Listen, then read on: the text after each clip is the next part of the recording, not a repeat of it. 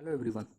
तो आज हम बात करेंगे एमॉक्सिसिलिन के बारे में। ठीक है, तो इस वीडियो में हम डिस्कस करने वाले हैं एमॉक्सिसिलिन के इंडिकेशन के बारे में, उसके डोजेस के बारे में डिस्कस करेंगे, उसके साइड इफ़ेक्ट्स कौन कौन से हैं इसके बारे में हम डिस्कस करेंगे, और वैसे कौन से ब्रांड्स हैं जो कि एमॉक्सिसिलिन को बना रहे हैं। ठीक है, उसके प्रिकॉशंस और कॉन्ट्रा इंडिकेशंस के बारे में भी हम बात करेंगे इस वीडियो के लास्ट में। सो लास्ट तक इस वीडियो के साथ बने रहें। ठीक है, तो अब हम बात करते हैं कि एमॉक्सिसिलिन है क्या।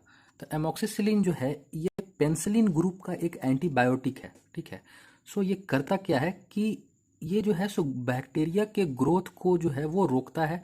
वो कैसे रोकेगा?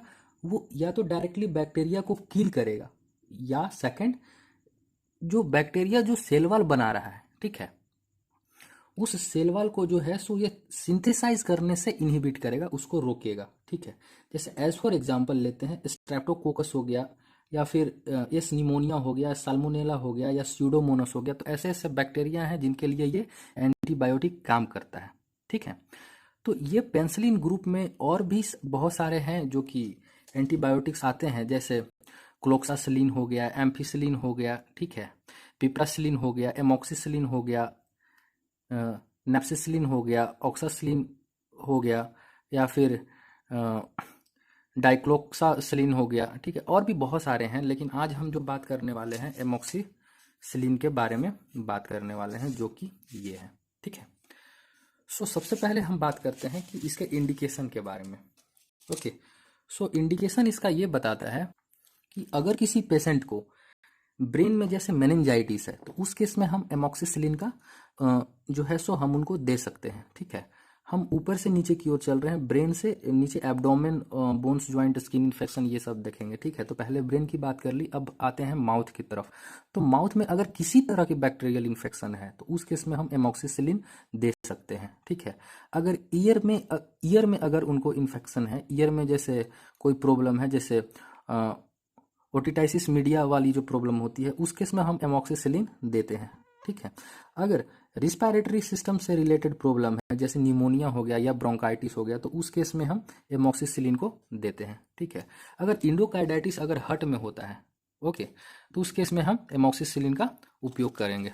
ठीक, अगर एब्डोमेन में कोई प्रॉब्लम है, जैसे उनको पेप्टिक अल्सर हो गया, अल्सर में क्या होता है, आंत में छाले पड़ जाते हैं। ठीक, तो उस केस में भी हम एमॉक्सिसिलिन का उपयोग कर सकते हैं। ठीक है, सो अगर मान लीजिए बिलियरी ट्रैक इन्फेक्शन है, उस केस में भी हम एमॉक्सिसिलिन देंगे, या फिर स्प्लीन डिसऑर्डर है, या फिर इंटेस्टाइनल इन्फेक्शन है, जैसे कि यूरिनरी ट्रैक इन्फेक्शन हो गया, या फिर गोनोरिया हो गया जो कि सेक्सुअली ट्रांसमिटेड डिजीज है, या फिर टाइफाइड हो गया, तो इस केस में भी हम एमॉक्सिसिलिन का उपयोग करते हैं। हम उनको जो एमॉक्सिसिलिन है वो लेने की सलाह देंगे पेशेंट को। ठीक है, तो अब बात करते हैं कि इसके डोजेस के बारे में, कि इसके डोजेस क्या क्या है। तो जैसे इसका जो डोज है वो डिपेंड करता है कि पेशेंट का जो है वो वजन क्या है। ठीक है, ये टोटली डिपेंडेंट जो है वो वेट पे डिपेंडेंट है। जैसे अगर कोई पेशेंट का जो वेट है, अगर वो 10 kg का है सपोज, तो उसको हम देंगे 40 mg पर डे के दर से। ठीक है, तो वो जो है सो 400 mg पर डे अगर वो लेता है, तो 200 mg सुबह, 200 mg शाम, 2 टाइम। अगर वो पेशेंट 20 kg का है तो उसको 800 mg एक दिन में देंगे। ठीक है, तो 250-250 mg वो 3 बार करके ले सकता है इस चीज़ को।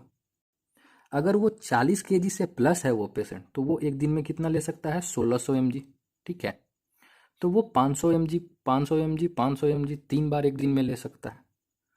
ठीक, तो इन सारे एग्जाम्पल को देखते हुए एक बात समझ में आ रही है कि 1 kg में, तो इसका एक फार्मूला सामने आ जाएगा, जैसे कि अप्रोक्स 20 to 40 mg पर KG per day in 3 divided doses. मतलब ये हुआ कि अगर कोई व्यक्ति 1 kg का है, सिर्फ 1 kg का कोई बच्चा है, तो उसको हम एमॉक्सिसिलिन कितना दे सकते हैं, तो 20 से 40 mg एक दिन में दे सकते हैं, 3 डोज में डिवाइड करके। ठीक है, अब रह गई बात डोजेस की, तो डोजेस जो है वो डॉक्टर अपने हिसाब से, ये भी एक आइडिया है, टेक्निक है कि कम बेसी ज़्यादा करके एडजस्ट करके डोज को भी दिया जाता है। ठीक है, तो अब जो अगला है वो है, इसके बारे में हम पढ़ेंगे साइड इफेक्ट के बारे में।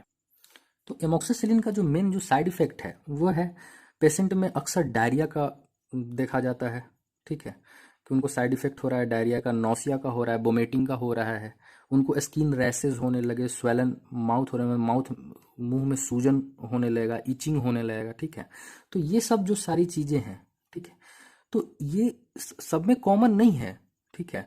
अगर किसी पार्टिकुलर मॉलिक्यूल से किसी को इन्फेक्शन है तो ये साइड इफेक्ट्स दिखेंगे, बट नॉर्मली कॉमन जो है वो डायरिया, ये मतलब जो है साइड इफेक्ट में कॉमनली आता है, ठीक है। कॉमनली साइड इफेक्ट में डायरिया ही होता है पेशेंट को।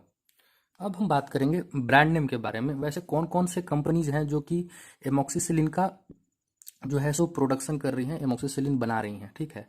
जैसे एक्सोक्लेव है, वो जो है कोरोना कंपनी बना रही है, ठीक है। जो सपोज जो सेकंड वन है वो है मॉक्सिकाइंड, जो मैनकाइंड कंपनी बना रही है, ठीक। जो थर्ड वन है वो है एमॉक्सी बीड है, जो कि 500 mg के फॉर्म में आता है, वो है ग्लैक्सो स्मिथ क्लाइन नाम की कंपनी बना रही है इस चीज़ को, ओके। एक्मॉक्स है जो कि एक माइंड फार्मास्यूटिकल्स बनाती है। एमॉक्सीसिल है, ये 125 mg के फॉर्म में भी आता है, 5 ml के फॉर्म में भी आता है, ठीक है। ये जो है सो जाइडस कैडिला नाम की ये कंपनी है जो कि बनाती है, और ये शायद यूरोप की कंपनी है, ओके। ये ड्राई सिरप के फॉर्म में इस मेडिसिन को उपलब्ध करवाती है मार्केट में। अब बात करते हैं कि ये जो है मार्केट में उपलब्ध तो है ये सारे, लेकिन इनका स्ट्रेंथ क्या क्या है, किस किस स्ट्रेंथ में ये टैबलेट मौजूद हैं। तो कुछ जो हैं, जैसे अभी जो एमॉक्सिल का जो नाम लिया, जो कि जाइडस कैडिला जो बना रही है, वो सिरप के फॉर्म में बना रही है, ठीक है। तो ये जो है ड्रॉप में भी मिल जाता है, लिक्विड मतलब सिरप के फॉर्म में भी मिल जाता है। तो 100 mg ड्रॉप में भी मिल जाएगा, 200 mg लिक्विड के फॉर्म में भी मिल जाएगा ये टैबलेट, 400 mg लिक्विड के फॉर्म में भी उपलब्ध है ये टैबलेट। की बात करें तो 125 mg के फॉर्म में, या फिर 250 mg या 500 mg के टैब के फॉर्म में उपलब्ध है। ये जो हमारे पास जो भी टैबलेट है ये है 500 mg पर डे, यानी कि ये जो है सो पेशेंट कोई भी लेगा तो उसका वजन 40 kg से प्लस होना चाहिए, ठीक है। तो अब बात करते हैं कंट्रा इंडिकेशंस या प्रिकॉशंस के बारे में, मतलब कौन कौन से ऐसे पेशेंट्स हैं जिनको हम ये टैबलेट नहीं देंगे, इसको प्रिस्क्राइब नहीं करेंगे, ठीक है। तो वैसे वैसे महिलाएं जो कि प्रेग्नेंट हैं, ठीक है, तो उस केस में जो है एमॉक्सिसिलिन का उपयोग हम नहीं करेंगे, ठीक। अगर कोई भी बच्चा 2 साल से नीचे का है तो उसको किसी भी केस में एमॉक्सिसिलिन तो दिया ही जाना नहीं चाहिए, क्योंकि उसके बहुत सारे साइड इफेक्ट्स उसमें आने लगेंगे, और हो सकता है कि उसका जो एंटीबॉडी जो बनाने की क्षमता है जैसे, तो वो भी कम होने लगेगा। तो इस केस में भी हम, उस केस में तो हम 2 kg से कम को तो देना ही नहीं चाहिए ये। लेकिन अगर कोई महिला अगर बर्थ कंट्रोल जो पिल्स हैं वो सब ले रही हैं, ठीक है, जैसे अनवांटेड 72 हो गया, ये सब अगर ले रही हैं तो उसके साथ एमॉक्सिसिलिन हम नहीं दे सकते हैं, ठीक है। अगर कोई वैक्सीन लिया है, सपोज अगर कोई वैक्सीन लिया है, अगर हम सोचें कि वैक्सीन के साथ हम एमॉक्सिसिलिन दे दें तो ये भी पॉसिबल नहीं है, मतलब देना नहीं चाहिए, ठीक है। अगर कोई एंटी कोगुलेंट लेता है, ठीक है, तो उसके साथ भी हम एमॉक्सिसिलिन का उपयोग नहीं करें। उम्मीद करते हैं आपको ये वीडियो पसंद आई होगी। अगर ऐसा कुछ लगा है तो इस वीडियो को लाइक कीजिए, चैनल को सब्सक्राइब कीजिए, और मिलते हैं ऐसे ही किसी इंटरेस्टिंग वीडियो के साथ। तब तक के लिए जय हिंद, गुड बाय।